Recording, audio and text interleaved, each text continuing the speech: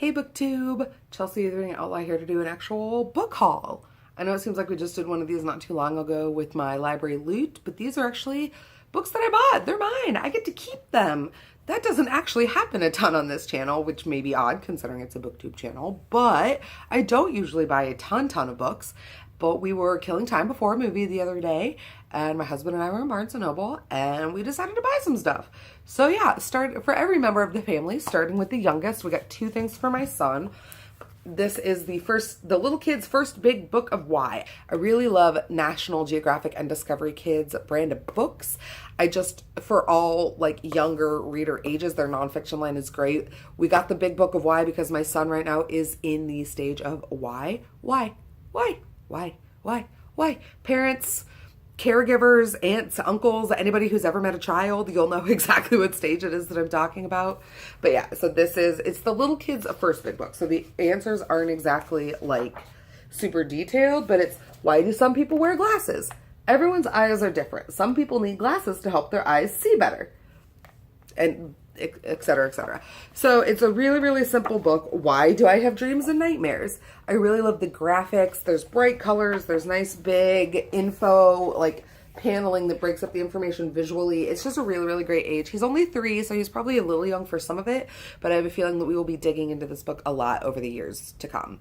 And then the other one we bought, because of course, I bought maybe 4 copies of this book for other parents to give to other people, and somehow in all of that never actually managed to get a copy for our house, and that is A Day in the Life of Marlon Bundo. This is a book that basically John Oliver kind of commissioned to combat all of the really gross anti-LGBTQ stuff that Mike Pence has coming out of his house, because Mike Pence owns a bunny named Marlon Bundo, and as John Oliver pointed out, that's a really badass name for a bunny, and somebody as icky as Mike Pence doesn't deserve a badass bunny like Marlon Bundo. And so he wrote, I will link down below this whole story, like how this book came into creation, but basically Marlon Bundo is a bunny who falls in love with another boy bunny, and they want to get married until the big stink bug comes and says, you can't get married, marriage is between a man and a woman, or a boy and a girl. And the stink bug says that wanting to marry another boy makes Marlon Bundo different, and different is bad.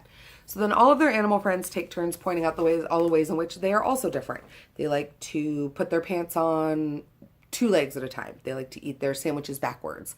They like pickles and peanut butter. All of those kinds of weird things that make people different, and that different isn't bad, different is beautiful.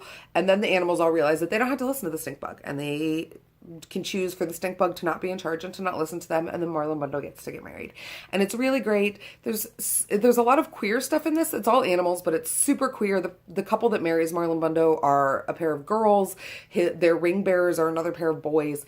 It's just really great. And basically the story of the book is that love is forever, and that love is love, and that people can come and go and people's opinions can come and go, but your heart and who you love are the things that are most important.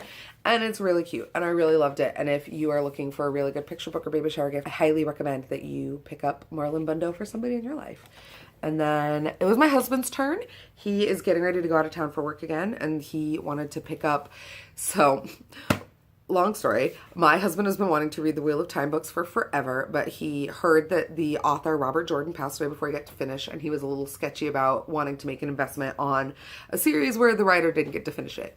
But then he fell into the Stormlight Archive books by Brandon Sanderson, and realized when he learned that Brandon Sanderson was the one who finished Robert Jordan's books, he was like, oh, it'll be fine then. And he was basically super there for it.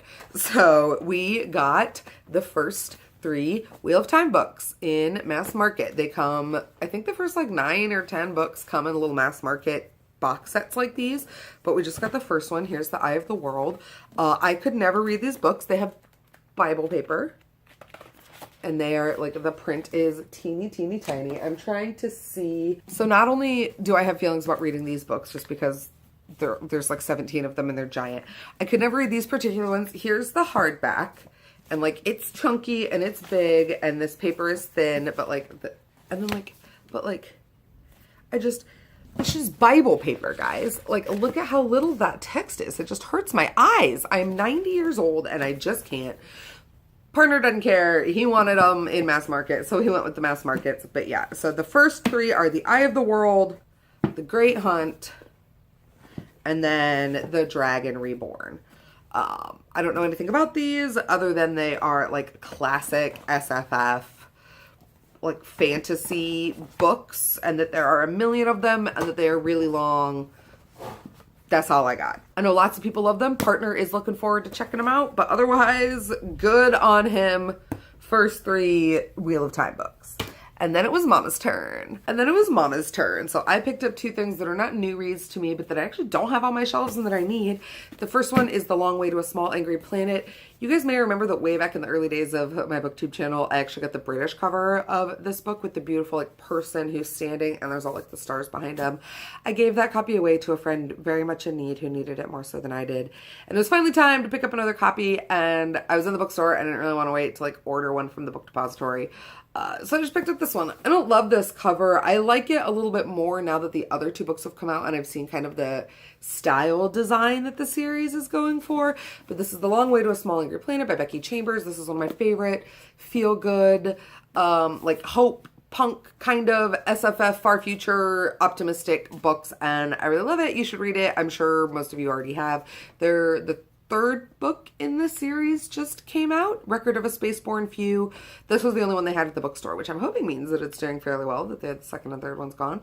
But yeah, so there is Long Way to a Small Angry Planet. And then of course, because it's about damn time, here's another one I read digitally and needed to get in print. This is the 5th season by N.K. Jemisin. It's chunkier than I thought it would be. Like, I knew it was a long book, but I just, after reading it digitally, didn't think it'd be quite this, like, actual, like, it's a perfect book. I don't need to tell you guys that the Broken Earth series, of which this is book number 1, just won the Hugo Awards, making N.K. Jemisin the first person ever in the history of the Hugo Awards to win 3 years in a row for Best Novel, and to have all 3 books in a series take home the Best Novel Hugo. So, like, good on her. These books are fucking rad. I'm really, really excited. I'm going to pick up the 2nd and 3rd book probably when my next paycheck comes in, because I finally just need to have them on my shelves. I'm going through a moment where I'm feeling very much so like I need to kind of turn my shelves from something future looking and anticipatory into something past looking and reflective. So many of my books are ones that I haven't read yet, and that's great, but the reality is that that's not a lot of how I'm reading right now. I'm reading a lot of stuff for the first time digitally. So I'm thinking I'm slowly going to transition myself to just like collections of things that I've already read and know I really like. We'll see. I'll keep you posted. I may be doing an unhaul / like look at the things I'm taking to Half Price Books soon. But that's my book haul. Those are all the things that we bought at Barnes & Noble. Let me know down below your thoughts. Any words of advice for partner as he gets ready to go into the Wheel of Time, let me know. Otherwise, I will catch you guys here in another couple of days. Hit up all the social media in the down bar down below, especially my website, chelseaoutlaw.com, as that will redirect you to all of my other internet homes. Until next time, friends, take care of yourselves, take care of each other, and have happy reading. Bye.